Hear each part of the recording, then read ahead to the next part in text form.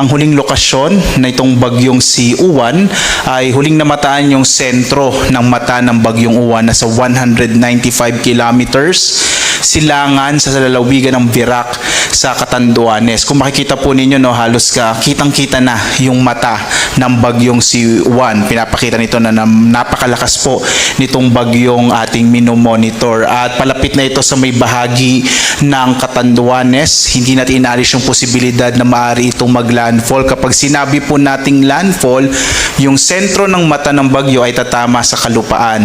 Ang kanyang lakas ngayon sa 175 kilometers per hour malapit sa gitna at pagbugso na nasa 215 kilometers per hour. So mahigit 10 kilometro na lamang po or mahigit 10 kilometers per hour na lamang ay maaari nang maabot ng bagyong Uwan ang super typhoon category at nakikita natin na posible po itong mangyari ngayong umaga. Ang kanyang pagkilos ay medyo mabilis po, no, pakanluran, hilagang kanluran sa bilis naman na 35 kilometers per hour. At makikita nyo, patuloy nyo pong makikita na malawak yung sakop ng bagyong Uwan at maapektuhan nga niya ang malaking bahagi ng ating bansa, lalong-lalo na yung Luzon at Visayas. Base rin sa mga monitoring po natin sa iba't ibang istasyon ng Pag-asa, nakakaranas na po ng mga pag-ulan, lalo na itong bahagi ng Eastern Visayas at Bicol region. Marami na po tayong itinaas na mga heavy rainfall warnings sa mga nabanggit na rehiyon.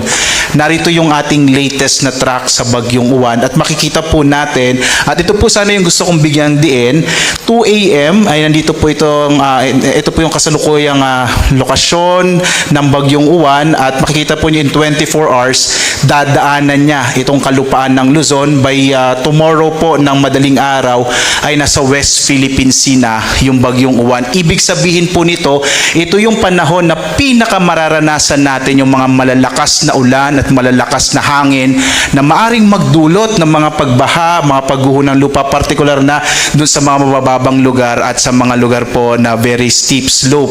Nakikita po natin base sa track na posible pong lumapit, partikular na sa may bahagi ng Catanduanes, itong bagyong si Uwan.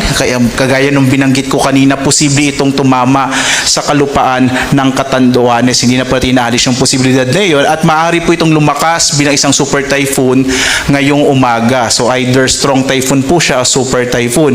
At makikita rin natin na mamayang gabi, inaasahan na po natin na tatama naman sa kalupaan, either Aurora po or sa may southern part ng Isabela, yung bagyo at babaybayin niya po itong northern or central Luzon bago tuluyang lumabas ng patungo po sa may West Philippine Sea bukas ng madaling araw.